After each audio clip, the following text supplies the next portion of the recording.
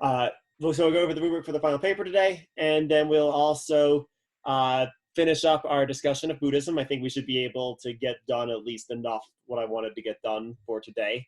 So again, call into question this notion of transcendence and really try to hone in on what it is we actually mean by transcendence when we talk about it. And then my plan for next week, I'm hoping that on Tuesday, we'll be able to do a very big picture course overview-y kind of thing, go back to the Taylor, go back to the sort of the story that Taylor was telling, put it in context of everything else we've been talking about in the second half of the course, and kind of put a neat little bow on what it is we've been talking about for Tuesday. And then on Thursday, I'm hoping we'll predominantly just be doing paper discussions and the last little course, tidying up and all of that. So that's my goal and plan for the next couple of weeks. And your papers will be due on the Tuesday of the final exam week. So that's May 12th. And if you need an extension, I can probably give you one. That's not a big deal. But so get in touch with me if you think you're going to need an extension on it. So that's the plan for today. Anyone have any sort of initial questions, thoughts, comments?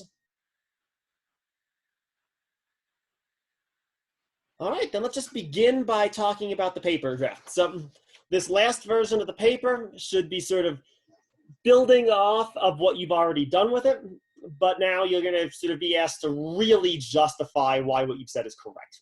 I haven't really been pushing any of you in that direction. So far, I've been pushing all of you to get clear about what it is you're saying. Now it's not enough to be clear. You need to tell me why you're right, right? As one of my graduate school professors put it once, if you're clear and wrong, all that does is make you clearly wrong. So I need you all to therefore, now that you're clear, you need to show me why you're right to, why you're giving the correct account. The way I'm going to say you should do this, you need to consider at least one alternative account of what religion could be. So you've given an account. What's another way it could be characterized? We've gone over a couple in the class. There's indeed many we haven't gone over in addition to that. So there's things for you to find. There's alternatives out there. Choose one of these alternatives, present it, lay it out clearly, and then show why yours is the better account. Why are you, and again, we're not just trying to define a word here, right? There's a phenomenon out there in the world, this phenomenon of religiousness, right? The phenomenon that supposedly philosophy of religion is studying. Why have you explained or given us a framework for better understanding that phenomenon than the alternative, right? This alternative that you're presenting. In the course of doing so, I'd like you to engage seriously with at least 2 secondary sources, one of which be something that I haven't assigned you to read, right? So you can also include more than that, but at the very least, so you can include, say, Taylor, but also someone else, someone who I haven't given you, or you can include Al-Farabi and Taylor, but still you need to include someone else, someone additional. So at least 2 sources, one of them brand new to the course. My recommendation, if you need help finding secondary sources, a great place to start is the Stanford Encyclopedia of Philosophy. Also, you can also come talk with me, and I can probably send you in some good directions too, based on what it is that you said. And then you should also sort of conclude with a really clear, concise at the end of the paper. So here's what's a religion, here's what's not a religion, or everything is a religion, and here's why everything is a religion. Right? I need you to sort of justify why you're right to include what you're including, why you're right to exclude what you're excluding. Be it you're excluding nothing, or I guess someone could exclude everything and say that religion's not really a thing. I guess you could go that way too. that there is no such thing as religion, I guess. Actually, I mean, debatably, there has never been such a thing as Al-Farabi's true virtuous religion. You could maybe argue that, I suppose, if you wanted to go that way. There's still religions, just not the virtuous one. No philosopher kings, maybe. But so yeah, why are you excluding what you're excluding? Why are you letting in what you're letting in? So this final draft of the paper should be between 8 to 10 pages. Again, a little bit less, a little bit more is probably fine, but something in that general range. And again, most of you, it's not going to be enough just to add 4 more pages to what you turned in last time, right? Most of you, there's going to be need for, at the very minimum, substantial revision of what you've already said to make it even clearer, even more concise. And better organized as well, because now you have this sort of new focus of sort of not just presenting your own view, but refuting another view. That should change how the paper is organized too. You'll need to make that sort of part and parcel of your introduction, your thesis statement, all of that will need to change too in light of these new parts. So this last draft of the paper is worth way more than either of the previous 2 drafts. So it's sort of everything's been building to it. The papers collectively are 50% of the grade, along with the other 50% being the daily assignments. So we're actually done with everything. No other grades should be coming in except for this final draft. That should be the last piece of what you need to work on for the semester. There won't be any daily assignments due next week at all. Oh, and in terms of citation stuff, I don't really care what format you use. Just make sure you cite stuff, right? Especially the new thing. Right? Especially that one. Make sure you're doing a good job citing it. All right. So that's, I think that's what I have at least for that paper draft. Like I said, my hope is that most of the day on Friday we'll spend just going over specific issues people have with the paper, talk about maybe how can you sort of show that your account is better than another one? What are some criteria you could use to argue for the superiority of your account to other ones? We'll talk about that a little bit on Friday too. But anyone have any questions for right now? Just based on just sort of initial questions in the paper draft or what I'm looking for? Seems doable?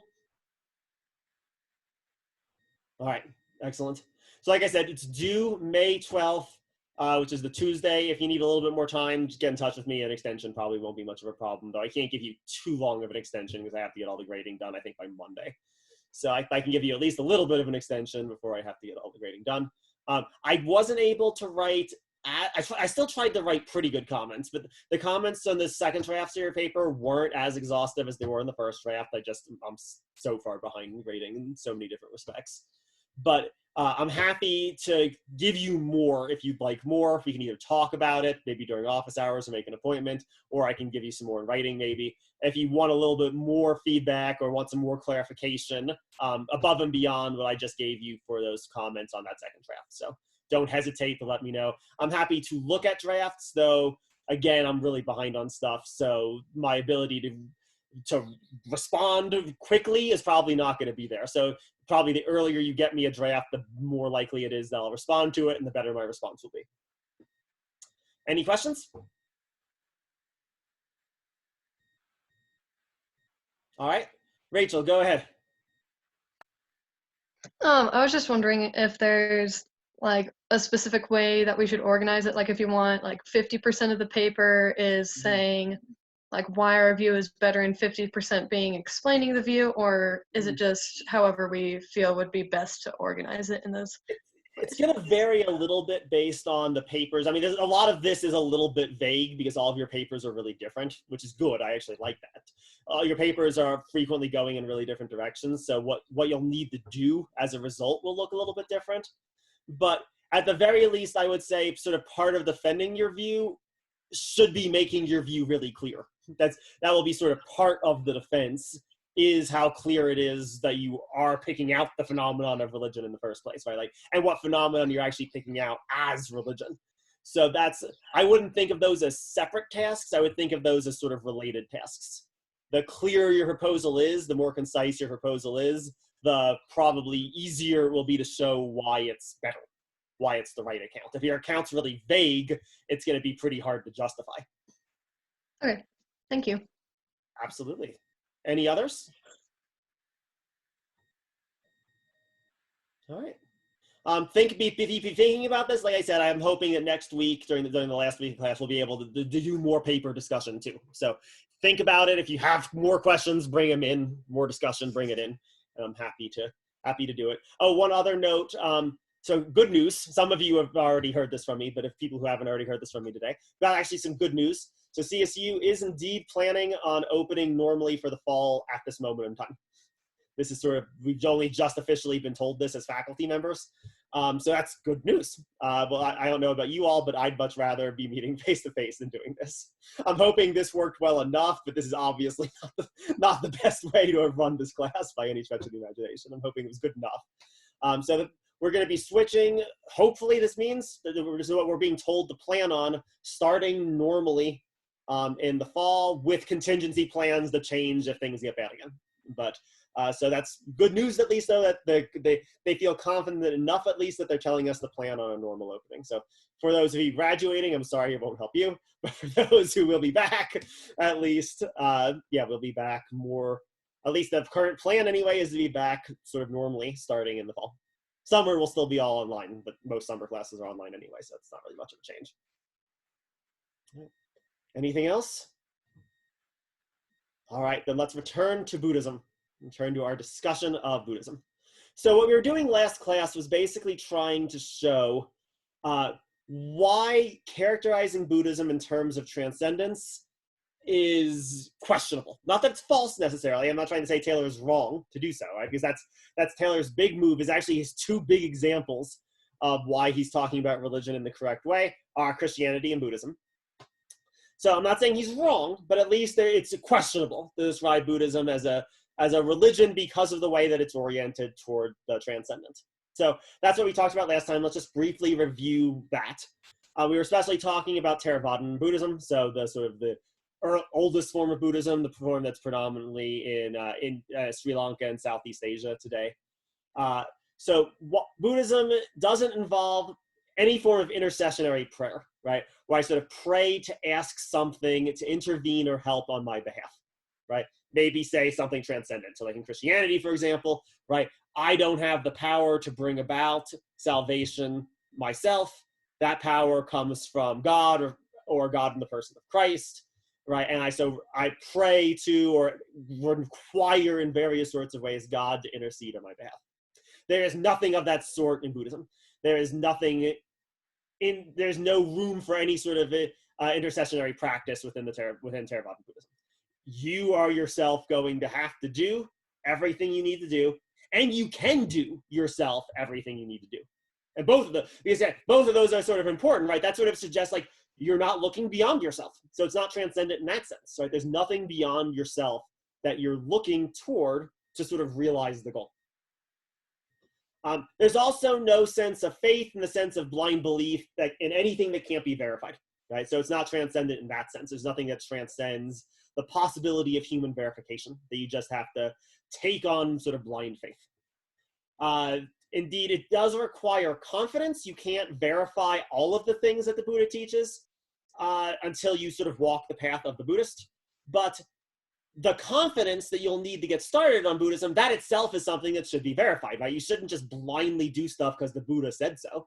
You should do stuff because the Buddha seems as if he's someone who might be worth trusting, someone who you might be worth listening to, or maybe your experience with the broader Buddhist tradition. Your contact with monks, your experience with Buddhist practitioners, and you say, hey, something seems good here, something seems like it's on the right path.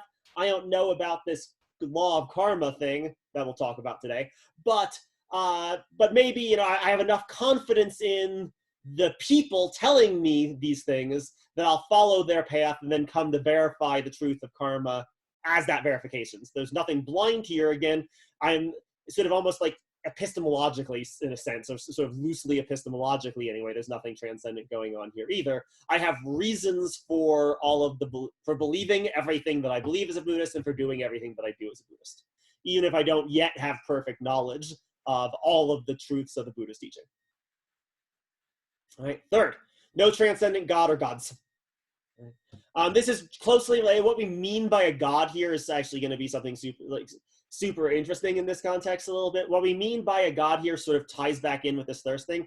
There's nothing that we have that is going to intercede in our behalf, or that we will need to be related to in some sense so that it does things on our behalf. Right? Again, everything is entirely with our own power. There might be gods, but there's no point in worshiping them. There's, there might be a point in being respectful toward them, but there's a point in being respectful of everything, right? There's no point in worship in the sort of special sense of needing to be right with the gods, right? Whether there are gods or not, sort of, it's just irrelevant. And so in that sense, then there's no transcendence here either, right? That's not going to be part and parcel of how I attain the goal of human life. And in the last sense, the aim of Buddhism also isn't exactly transcendent. At least it's weird to characterize it as such. So the aim of Buddhism is to attain nirvana, but nirvana is not a place. It's not heaven, right? It's not a state, in fact. It's simply characterized as a negative. It's characterized entirely in the negative as the freedom and absence from suffering. It also, as we'll talk about today, gets also called the unconditioned. which amounts to the same thing, kind of freedom from suffering, a sort of negative characterization. It's not a positive state. All positive states, indeed, are states of suffering. And that's only sort of it's really ambiguous to call that a transcendent goal. Taylor wants to do so. He wants to say that that's a transcendent goal. And he's not crazy to do so. Like, I get why you would call it that way, but it's weird. So what you're looking for isn't the normal sense of happiness, certainly, if your goal is to be free of all suffering, right? And indeed, the high-level Buddhist practitioner is not going to be going to work and concerned with getting, his or her kids to school on time. That's just not the kind of sort of day-to-day concern that we normally busy ourselves with. That's not going to be especially relevant to the high-level Buddhist monk. But even happiness in the ordinary sense sort of is still looking to do the same thing, right? Like, why do I worry about keeping my job? Because if I lose my job, it will lead to suffering. Why do I worry about getting my kids to school on time? Because if they don't, it'll lead to suffering, right? So there's still, like, it's almost as if what we want in ordinary life, we get by attaining nirvana. It's weird to call that transcendence. Like, I get why Taylor points in that direction, but it's a super weird formulation, right? It's more just like saying, like, the thing you want in the course of your normal life, you just can't actually get it in the course of your normal life. You have to get it by doing a different path, following a different sort of method. Nick, go ahead. So this idea of nirvana, doesn't it also take away from samsara? It's breaking that cycle of rebirth and reincarnation. So wouldn't that, in a sense, be transcendent of kind of getting away completely from any kind of physical? I don't know. Does a flame transcend when you put it out? That's the metaphor. You could argue that it becomes a different state. That it goes into different. You could, but that's not how we talk, right? We don't talk as if the flame has transcended this mortal existence when it gets put out, right? I mean, maybe we should, right? But that is indeed the metaphor. The metaphor for nirvana that gets used, especially in the Theravadan tradition, is the extinction of a flame. Okay. It's not a transition to a different state. States are the conditioned. States are samsara, right? And so Nietzsche reads this just as like the essence of nihilism, like the will for total non-being or something. Maybe the Buddhists say that's not what they're talking about either. That's a state too, right? It's something that we're not supposed to be able to talk about in any sort of positive formulation. All we can say about it is the negative freedom from suffering. That makes sense. So it's just the negative definition that we're not sure it can be or is a transcendent thing. It's just definitely not a physical thing. And at the very least, the Buddha routinely says it's not a skillful question to ask what nirvana is like. Just again and again and again. That's not a skillful question. I'm not going to tell you. Ask him, like, try to be free of suffering. And then if there's anything to experience it, you'll experience it when you experience it. Right? Or if there's nothing to experience, then you'll not experience that. I mean, right? Like, it's a negative, right? So, like, it's emptiness, quite literally. I mean, and that's why it's characterized in the Mahayana. It's an emptiness, right? The realization of emptiness, which isn't something. It's not another place. It's not another condition. Transcendence is usually characterized as a beyond, and the Buddha there's no beyond here. The flame's not going somewhere else. It's the extinction of the flame. That makes sense. And again, it's not even that it's wrong to call it transcendent. Like, I can see why you might want to characterize that as a kind of transcendent, but it's at least weird, though. It's not transcendent in the same way the Christian God is, or anything of that sort. If we do want to use that formulation, it calls into question what we mean in the first place by transcendence, if you are going to characterize that as transcendent. Good. Thank you. Yeah, absolutely. Absolutely, great. Any others? Any other sort of initial questions or thoughts? All right, so as a result, then, it's superficially, at least, of all of these. Oh, sorry, you have a question. Did the Buddha experience nirvana when he's alive, or did he have to die first? Again, that is not a skillful question. He says, nope, not going to answer that. That's not the right way to be thinking about what we're doing here. The best we can say is that the Buddha has no more rebirths after he dies. And within the tradition, there's actually some debate about it. Like, some parts of the tradition argue that he still was burning off the last little bits of negative karma that he had accrued in past lives, and so that it wasn't until he died that he, like, truly became free of samsara. Others said that upon attaining enlightenment, he was already free of it. So there's no clear answer to that question, and the Buddha straightforwardly does not want to talk about it. that is not something that the Buddha is interested in describing in any sense. Nirvana, or the experience of nirvana, or his experience of nirvana. He's way more practical, nitty-gritty about it. Like, it's like, no, like, what you should focus on is being free of suffering. Right? And you should focus on this in quite literal ways, actually, like quite like basic sort of ways. That's where your focus should be, is on the practicality of it, not in the sort of theoretical speculation about what kind of status nirvana has or anything of that sort. So I hope that was a helpful response to the chat question. Good. Any other questions? At least so far. All right. Let's complicate the story a little bit. Let's throw a candidate for transcendence in. So we said all the ways in which it's at least weird to call Buddhism transcendent, right? There's nothing. Okay, here's a sense in which it might make some sense. So there are two notions. The one we're going to focus on the most is the notion of dharma. There's also the notion of karma. That's sort of going to be part of dharma. That, at least frequently as they get characterized anyway, these things frequently get characterized as transcendent forces. So not as a god, but as some sort of transcendent impersonal force.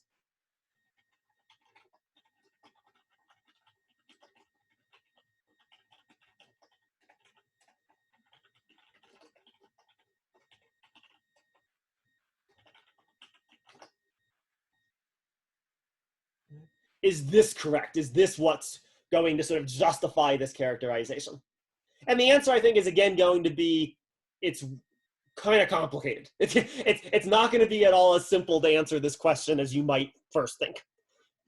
Because it's also not clear, it kind of is going to depend a little bit, well, I don't know, are the laws of physics transcendent?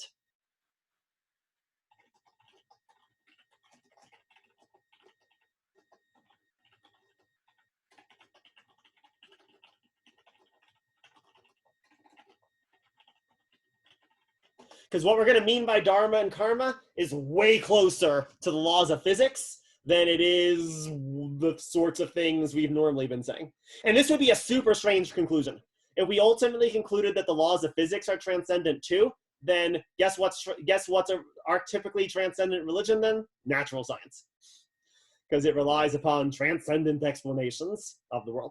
And indeed, by the way, you know who said that? Nietzsche.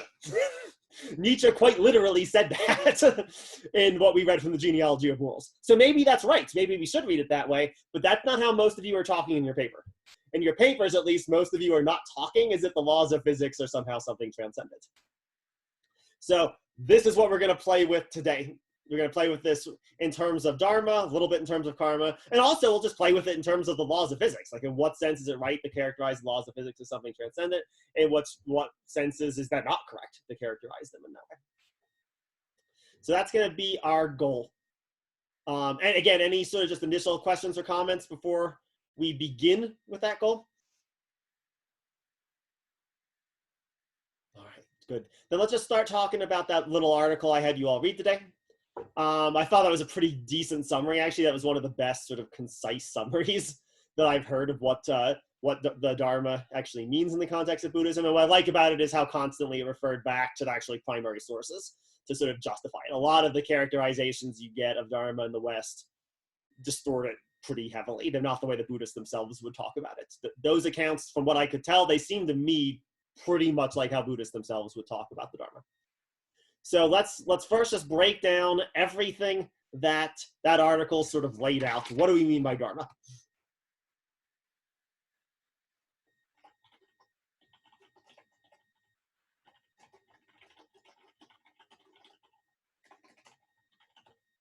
And let's just specify, we're asking about this in the context of Buddhism, because Dharma is also a concept in Hinduism as well. So let's just discuss it as it appears in Buddhism, how Buddhism uses this term. Right. So most basically, in the most basic possible level, the Dharma is the teachings of the Buddha.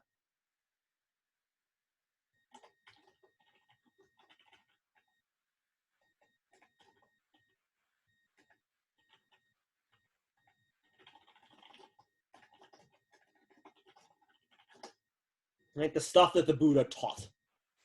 And indeed, that's not wrong. That's going to be correct ultimately. But what's weird is, what did the Buddha actually teach about then? Like, and the answer is going to be the Buddha taught about pretty much everything, right? The Buddha's teachings aren't just some minor little words, and his teachings are supposed to be true or accurate or correct or descriptions of reality in some meaningful sense. So therefore, since the Buddha teaches about everything,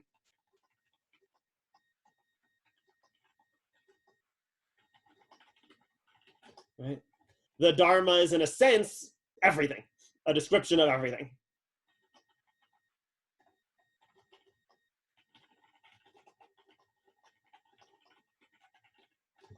So let's break this down a little bit. Let's try to figure out what we mean by this everything. What actually did the Buddha teach? And so therefore, what things are included within the Dharma?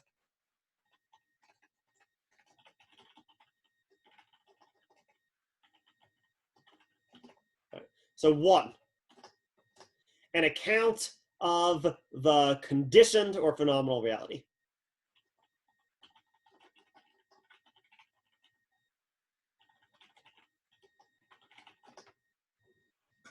Right? Or we could also say suffering, because all of these are basically synonyms. The condition, the phenomenal reality, and suffering are all basically part and parcel of the same. So, okay, so this is just sort of the world around us, right? The world that we sort of see in a normal sense, right? So in and of itself, that doesn't sound especially transcendent, right? I mean, just describing the world, that's, yeah, we're not doing any, engaged in sort of a transcendent pursuit at that point. What makes this a little bit more complicated, 1A, when I'm describing the world, I'm describing the laws and giving an account of the laws that govern the conditioned phenomenal reality and suffering.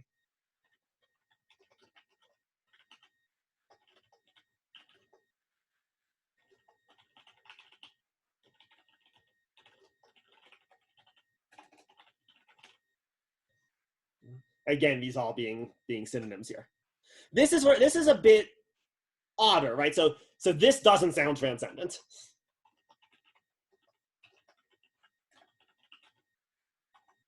At least as Nietzsche was defining it, this a little bit is.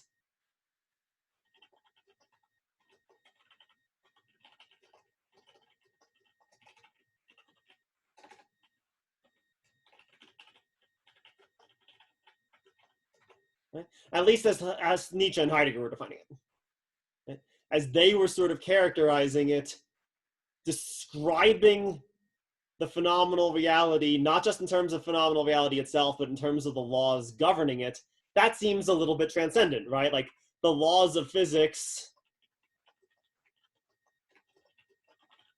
are they things in the phenomenal world? Yes and no.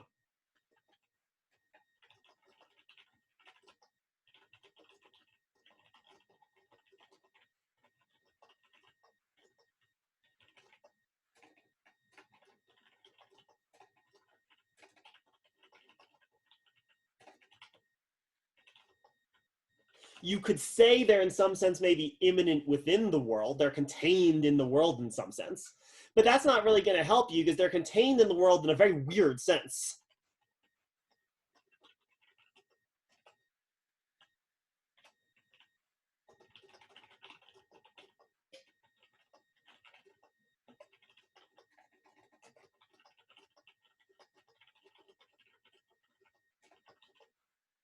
And why? Why not? Well, what are they? They're eternal. Right? They're unchanging. Right? The laws of physics are the same at all times. They don't change over time. They're also not spatially located. The laws of physics are present everywhere in the universe at the same time.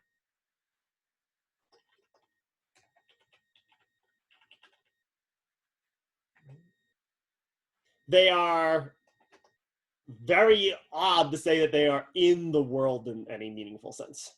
Right? Okay, so the Dharma contains these laws.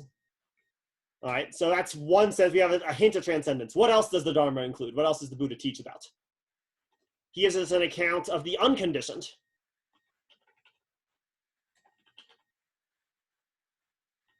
Freedom from suffering or nirvana. Now, as you said, it's really ambiguous whether or not we should call this transcendent.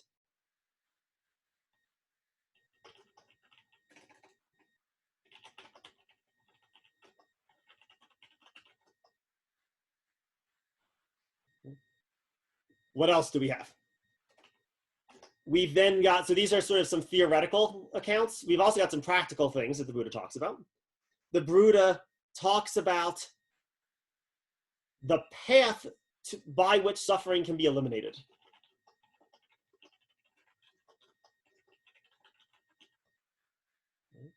This doesn't really sound transcendent. Since how do I do this? I do this by being a Buddhist monk, in effect. I do this by living a life of a particular sort.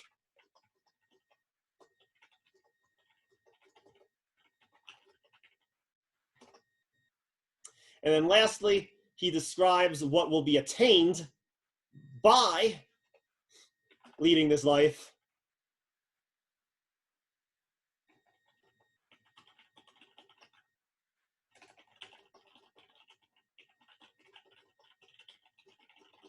And of following other paths too. What will be the effect of the results that follow for you if you follow other paths as well? Again, this is only as transcendent as we're comfortable with saying nirvana is transcendent, and that's questionable again. Right. So this concept of dharma, it covers a lot, right? It seems to cover pretty much everything that there is to cover. In fact, the world as we experience, the laws that govern the world that we experience, and again, no, we don't see those laws, right? Like I don't see the law of universal gravitation. I only ever see the effects of the law of universal gravitation. I don't see the law itself, right? And then all the possible ways of living on the basis of those laws. How are we doing so far? Is this all okay to start with?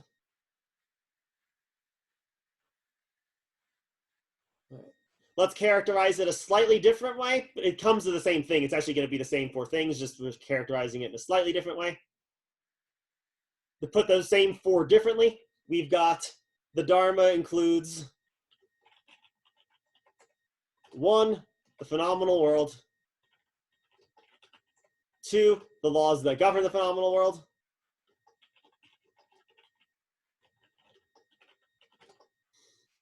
3, how human beings should live on the basis of those laws.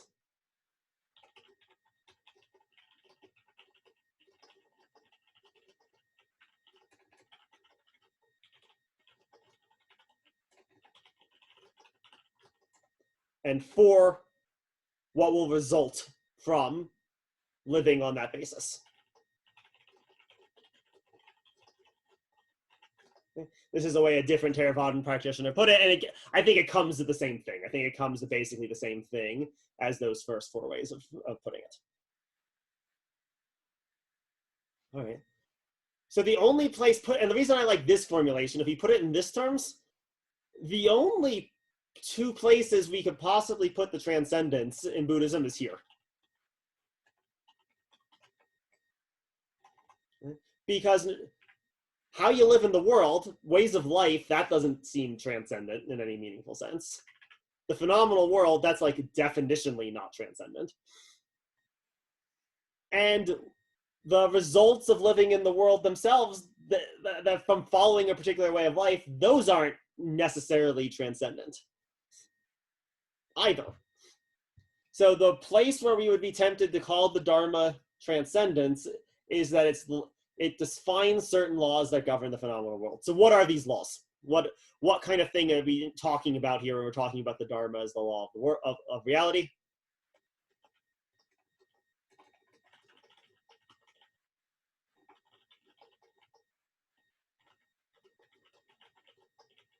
What's included here?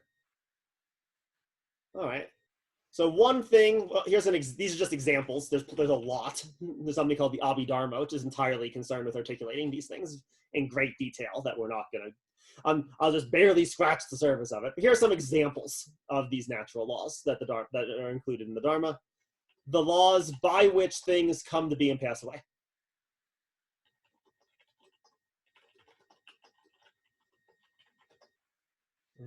Other examples of some of these laws. The law of karma.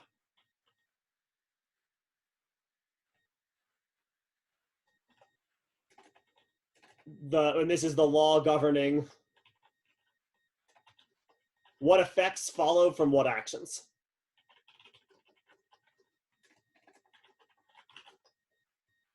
Right, so let's actually talk about karma for a second. You've all probably heard this phrase karma before, I'm guessing. Like someone will be like, "Oh, that's bad karma. Don't do that." Okay, what the concept of karma in Buddhism, what it effectively boils down to is that when you do certain actions, those actions have results. That's basically, at its most basic root, what the law of karma says. And so that if you do bad actions, it will produce bad results. Okay?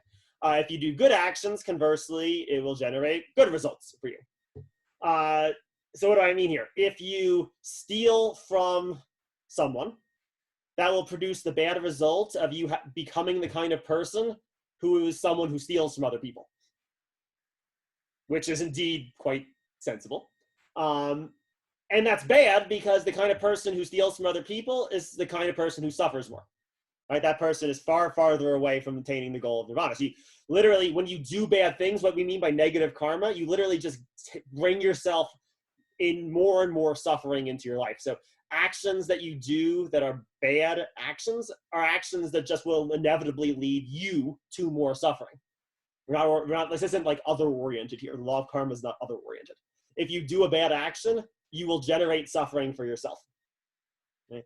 Necessarily. Now, this can happen in all kinds of ways, really obvious ones and really not obvious ones, right? So the really obvious ones, if you're a liar, you're forced now to confront the suffering that will have to result from you having to keep all your lies straight. And that's indeed quite stressful. It is indeed quite, if you've ever tried to tell lies, it's indeed quite stressful to keep all of your lies straight. That is indeed suffering. And so as an inevitable result of your action, you experience suffering. If you kill someone, you can get caught and go to jail, and that produces suffering.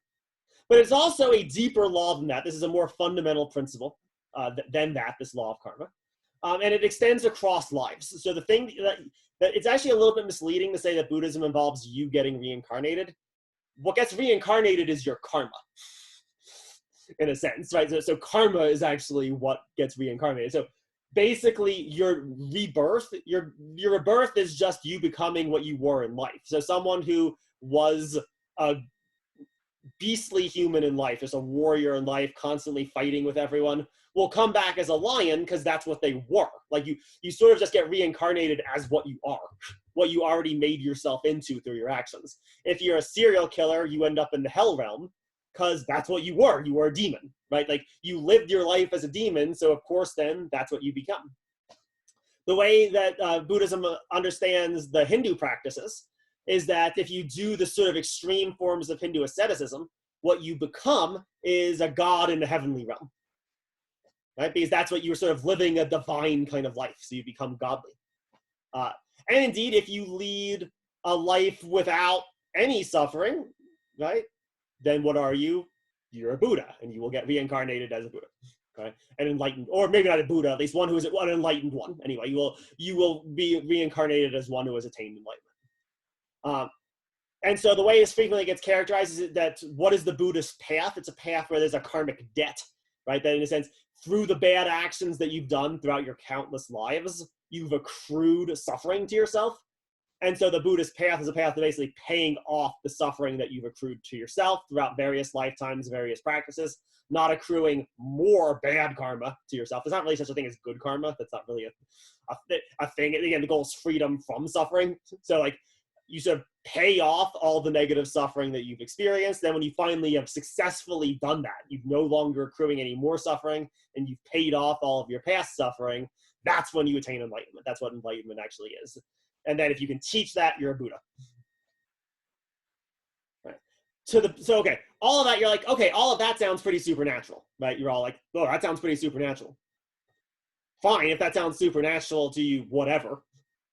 But notice that it's not intended to be something supernatural. It is intended to be a law governing the operation of reality in basically the same way that the law of universal gravitation is a law governing the effect of reality. It's not some mystical force. It's a force in the same way that the force of gravitation is a force, right? It is the result that follows from activities of particular kinds. So someone have a chat question for a second about how the concept of karma in Hinduism is related to the concept in Buddhism. It's a really good question that I'm not going to be able to do a fully adequate job of answering. But the Buddhist notion is, at the very least, there's nothing fixed about it. So the sense in which there is within Hinduism a sense that your karma is like a specific path that you're destined, or in a sense, yeah, destined, I guess is kind of the right word, to walk in a particular lifetime. There's no notion of that in Buddhism. And as a result, Buddhism is really vehemently anti the caste system, because the caste is supposed to be sort of the karmic life you're supposed to live, given the results of past accrued karma within Hinduism. There's nothing like that in Buddhism. It doesn't really have a social category kind of function. I hope that's a good enough answer, at least, because yeah, it's a very good question about how these are different, and that's only a sort of very rough sketch, but that's at least one of the differences. At least one of the things that the Buddha critiqued the Hindus for is this sort of notion of a kind of fixed karmic path that you're stuck on, whereas the Buddha does not think that's true. You're free to sort of live however you want to live. You'll just accrue whatever karma you live. You sort of accrue as a result of the way you live. So I hope that was helpful. I hope that sort of works. Right? Maybe we want to call this notion of karma transcendent. I'm fine if you do. But I wouldn't be fine if you wanted to call it supernatural. It's not intended. It might be like disagree with the laws of physics as we understand them, but it's not intended to be of a different sort. Right? It is a force governing reality in the same way as the laws of universal gravitation would be, or in the same ways as the laws of thermodynamics are laws governing the way reality works. This is the Buddhist understanding of what karma is. So don't call it supernatural. You can call it transcendent, but it's not supernatural. Right? It is a descriptor of how and why not, to be clear, it is a description of how the natural world is supposed to work. Modern physics might say it's a wrong account, and the Buddhists would say so much the worse for modern physics. But regardless, that's a debate about what the right physics is. That's not a debate about something supernatural. And indeed, the Buddhist claim is that you can know this. The law of karma is something that's knowable. It's something that's discoverable. Now, it's not knowable via the empirical methods of sort of logical positivism or as normal scientific methods. Right? We'll talk about this in a second. The way that the law of karma is knowable is through direct meditative experience. Right? So not measurement and verification in the sort of logical positivism sense. So there's a different epistemological pathway to acquire knowledge of karma. But nevertheless, it is something that is knowable, at least. So if you want to say it's transcendent, again, because it involves this different epistemic pathway, again, fine. But it's not like some supernatural force. It's not there's the natural world and then the supernatural karmic force floating on top of it, right? This is, as far as the Buddhists are concerned, this is part and parcel of the description of the natural world itself. I think the exact same thing would be true of the concept of the Tao in Taoism. It is not a supernatural force. It is an account of what the world is like. Taylor, in his defense, Taylor mentions this. The very idea of supernatural really only makes sense on the basis of Western thought. Because it's only on the basis of Western thought that you get a natural world that's constituted in one way, and then other worlds added on top of it. Transcendence. A natural, non-transcendent world that we add then a transcendent world to. Within Buddhism, at least, this is just a description of the world. Right? Not something on top of our normal description of the world. This is just a part and parcel of the world, one that's hard to see, but the law of universal gravitation is hard to see. Or the second law of thermodynamics is hard to see too. It requires specialization, expertise, and care to see those things too. So too here, the law of karma requires care and careful practice to gain the ability to see it, but it's seeable. It's discernible, it's observable, it's knowable. How are we doing? Is this working? My hope is you're getting a sense of why it's why it might not even be wrong to call this transcendence, but it's weird to call this transcendence. It's not transcendent in the way that you all were talking in your papers about transcendence. It maybe still is what Nietzsche was talking about, but it's not the way, the supernatural sense of transcendence that we in the West just sort of assume. That's not really appropriate to what's going on here. There's nothing supernatural about what's going on here. So there are other examples of these laws we can give too. we can talk about what's called the codependent origination.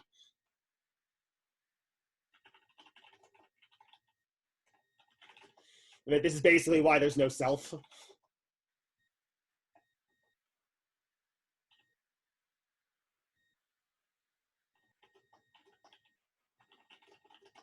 And we're just not going to bother with no self. We would need days for me to actually try to go into any sort of depth what the teaching of no self means. But this would be another one. Codependent origination is it's an account of how things come to be, and so why on the basis of that account, it's not correct to characterize anything as having self to it, having this quality of self or this quality of essence. Again, it's not some sort of supernatural account, particularly codependent origination. Codependent origination is just literally an account of like, how do you get like baby chickens? Right? Like, it's not like that specific, and other things too, obviously. It's how you get everything, but how does stuff come to be and pass away? Right? And it just, as a result of how it comes to be and passes away, it's not right to talk about self. You should talk about unself instead, or not self instead. And again, this is another part of the repudiation of Hinduism, this teaching of no self, or anatman. All right. How are we doing? So are we still doing okay? All right, let's add in, how do we acquire knowledge? So let's add in a couple of, what are some of the features of the Dharma? All right, so the Dharma is eternal, or not temporal at the very least. It's probably better just to say not temporal. It's present everywhere, so it's also not spatially located.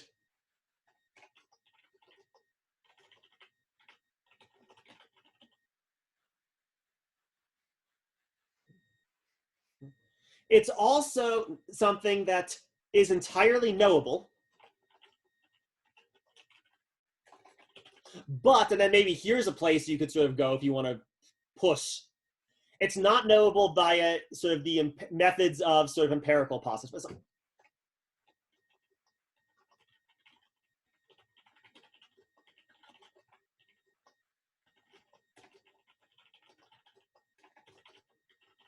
So not what we normally think of, at least, as science. It's not knowable by what we normally think of as science. At least not all of it is.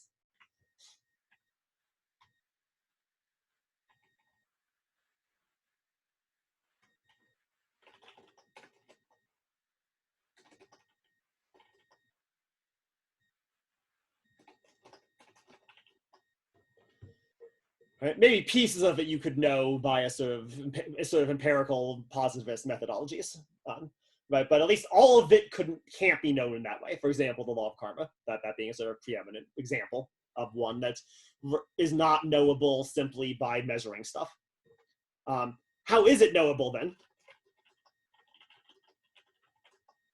Right? It's knowable via a kind of direct experience that's acquired through meditative practice.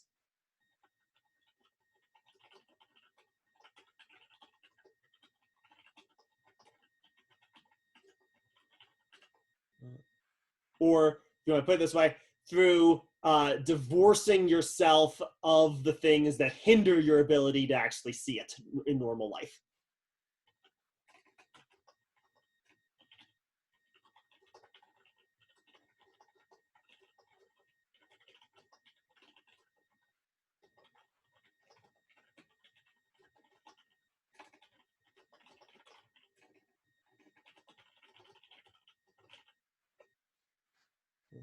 So the idea here, the Dharma is there to be seen. The Dharma is not something hidden. It's not like Dionysus the Areopagite's god. No, the Dharma is not at all hidden. But it nevertheless is very hard for us to see because we sort of conceptually and cognitively go out of our way to missee it. And this is why we suffer as a result.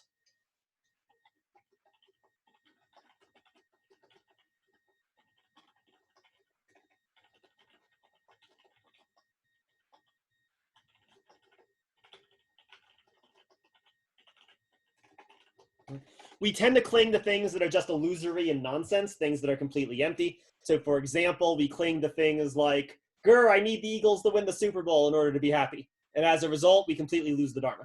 Or grr, I lost my job, my life sucks. and then we can't see the Dharma as a result of it. Or fill in the blank, right? Fill in the blank. The biggest of these illusions is self. Right? Self is the worst of the illusions. Again, what's precisely meant by, I get why you would translate this word as self, but it's misleading too. It's referring to the Hindu concept of the Atman, is what is explicitly being denied. So, but this, whatever, this is the worst of these. This is the worst sort of illusion and nonsense that we sort of cling to, and as a result of clinging to this, we can't see the world as it really is.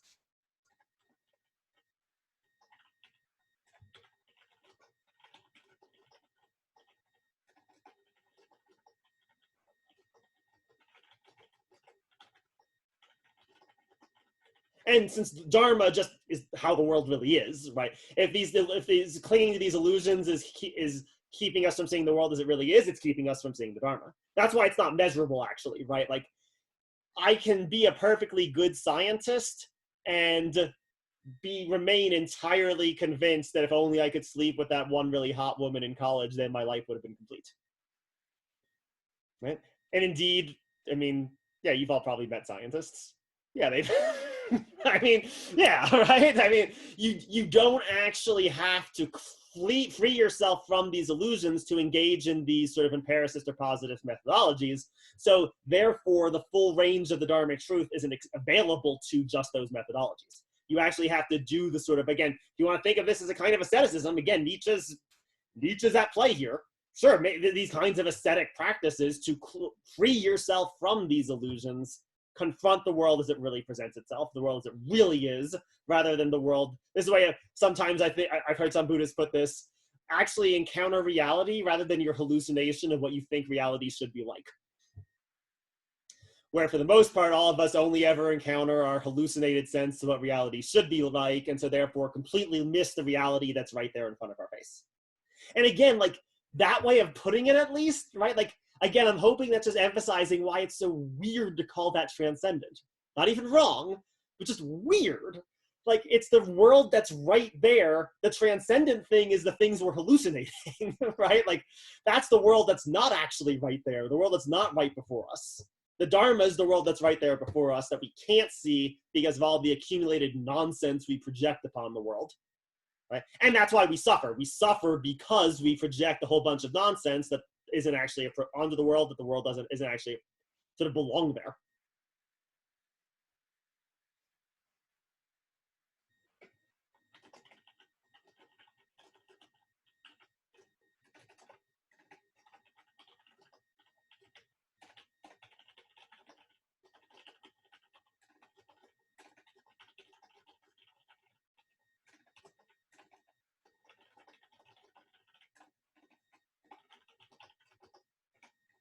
If you constantly want the world to be something that it isn't, the world is constantly going to thwart and frustrate you. It's not going to work. Whereas if you see the world as it really is, that's why, again, like, grasping the Dharma is the same thing as being enlightened, right? If you see the world as it really is, then you're not going to suffer, because suffering is a result of wanting the world to be otherwise than it actually is. Right? Not being able to accept the reality of the world, instead thinking that the world is something else. How are we doing? Is this helping? Is this clear enough? I mean, because I know a lot of you don't have much background with Buddhism at all. So for people who have a good background with Buddhism, you probably are like, yeah, this is sort of obvious and trivial. But for people who maybe don't have as much background with Buddhism, at least, is this helpful? Is this making it clear? And again, I'm not saying that it's not transcendent. I'm saying it's not supernatural. If you mean by transcendent supernatural, it's definitely not that. There's nothing of that sort going on here. There's the world as it really is, and then there's the world as I'm misperceiving it. If that's enough to get you supernatural, or sorry, if that's enough to get you transcendence, fine, but it doesn't get you supernatural. Supernatural means there's a natural order and something beyond it. And there's nothing like that going on here. The Dharma is not in any sense beyond the natural world. It is an account of the natural world. If natural scientists want to say it's a false one, fine, then they're just articulating a different way of life. Right? But they're debating and disagreeing about what the natural world is actually like. They're not that Buddhists are positing something beyond the natural world. Whereas Christianity, at least in most formulations, quite explicitly is. God is something that's supposed to quite literally be beyond the natural world because he created the natural world. So he has to actually be outside of it in some sense and not governed by the rules governing it. So how are we doing? Is this okay? People have questions? Do people have comments? Do people have thoughts? All right. Let's do a few more little things to just sort of enhance perhaps the oddness of it, or perhaps some of the strangeness is present within the account.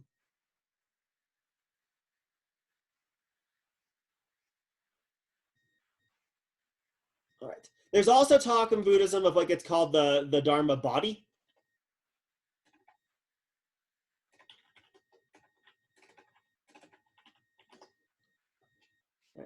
The Dharma body is the body of the Buddha. That's what this is. That's what this refers to. Or depending on your tradition, maybe one of the bodies of the Buddha.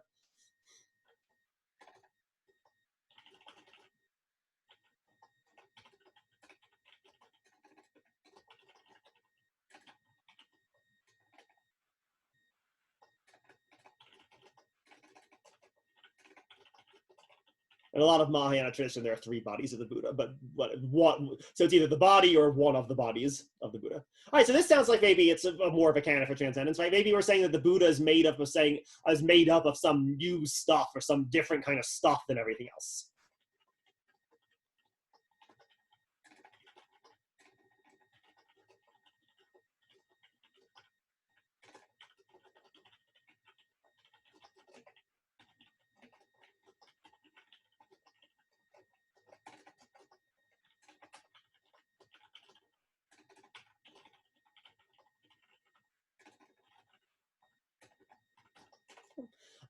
Sadly not. Sadly, that's not what we're saying. Or maybe not sadly, depending on if you want to defend Buddhism or not. Right? No, this is not what we're saying. What it means is that the Buddha is a visible earthly embodiment of all of the truths of the Dharma.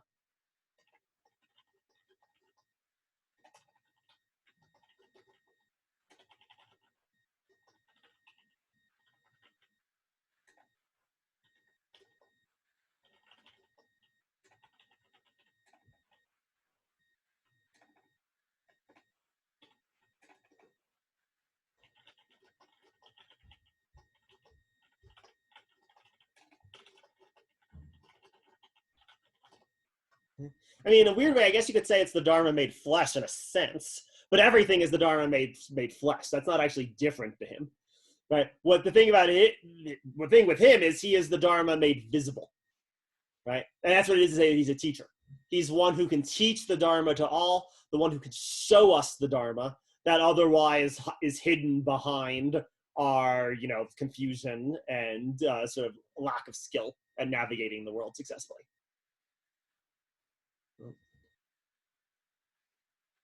How are we doing?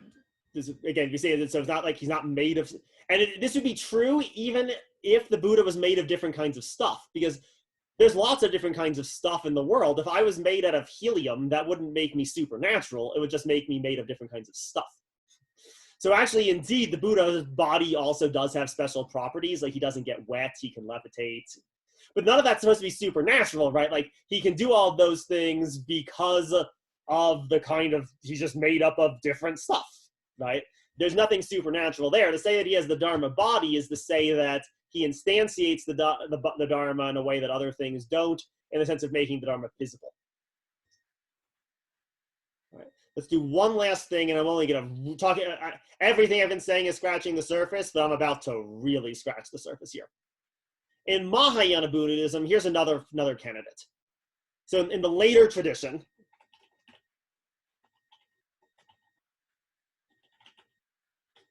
there's a notion that's called Buddha nature.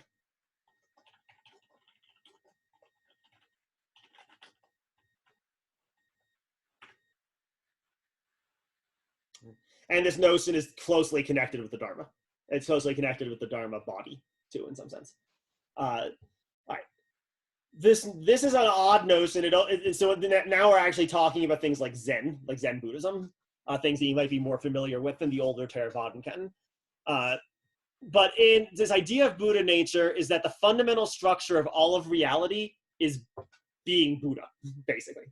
Enlightenment is all things.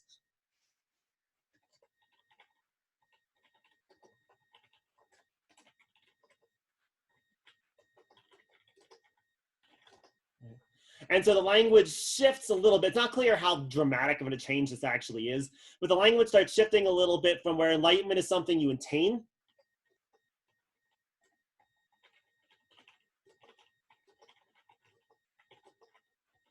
It's something you already are, and so the goal is to realize what it is you already are.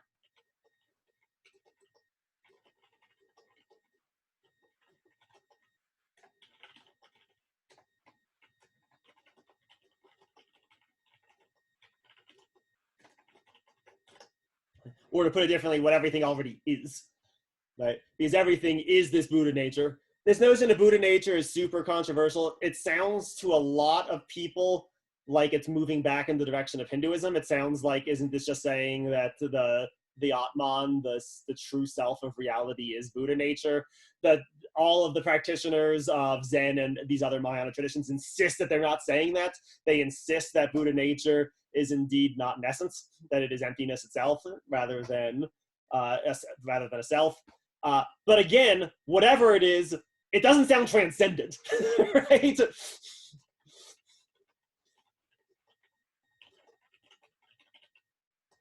Right? At least not as we would normally put it, right? Like if the goal is to realize what it is that you already are, you're not going beyond anything. You're not attaining something new or different. You're realizing the world that's really there rather than the world you mistakenly thought was there.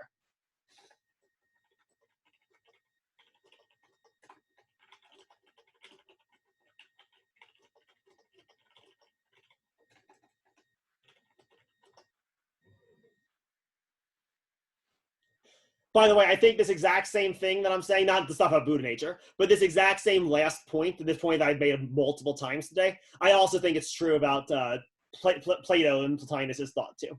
I don't think either of them are suggesting anything other than, no, the forms are how reality really is. They're how the world really is. They're not something beyond reality. They're the true reality. They're the reality that's really there. So to here, this is the world that's really there, this Buddha nature. Right? So even on this formulation, it doesn't seem right to call this any kind of transcendence. It's the recognition of the truth of the world that's already all around you. Okay. So that was a lot we've done today, right? My hope is, again, is not to say that Taylor is wrong and that Buddhism does not involve a notion of transcendence, but to suggest that transcendence has to mean something different than you previously thought if it does. Maybe it means what Nietzsche means, but you might have been misunderstanding Nietzsche too, perhaps, right? There is nothing supernatural here, right? The Buddhists might be wrong, and then they're not talking about natural phenomenon, but that just means Buddhism is wrong. Their claim is that there's nothing supernatural about the law of karma or the laws derived by dharma. Their claims that they are descriptions of the natural world, correct descriptions of the natural world, ones that actually get at what the world is really like, rather than things that in any sense go beyond the world. And so if that's what you mean by transcendence, and you want to say transcendence is part of religion, fine, you can let Buddhism into the club. But what most of you have seemed to have meant by transcendence is something beyond the natural world, supernatural. Right? That says a super is beyond. That's another word that means beyond. So supernatural, something beyond the natural world. There is nothing beyond it's not even right to say that beyond the natural world. There's nothing beyond the world in Buddhism.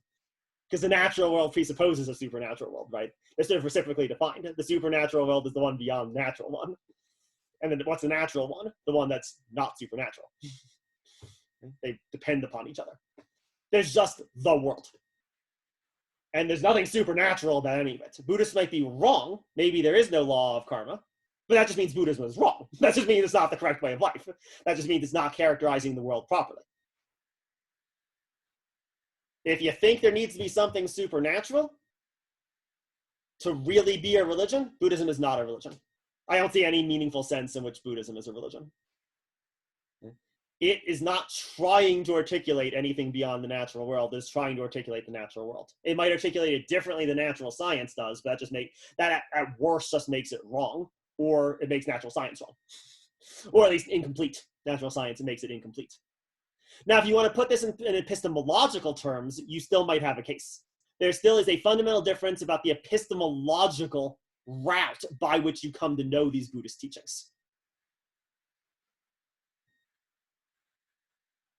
Right? That is still a key difference. So if you want to reformulate what you mean by supernatural or against science or something as a question of epistemological method, fine. But then you're going to need to justify, why should I care about the scientist's method? Why should I privilege the method of the scientist over these other methods? Right?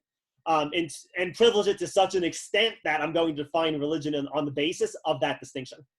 Because that's what we do now, actually. We define, if I want to be charitable to moderns, which is, I usually don't, but if I want to be charitable to moderns, right, we basically define religion as anything that doesn't use natural scientific methodologies.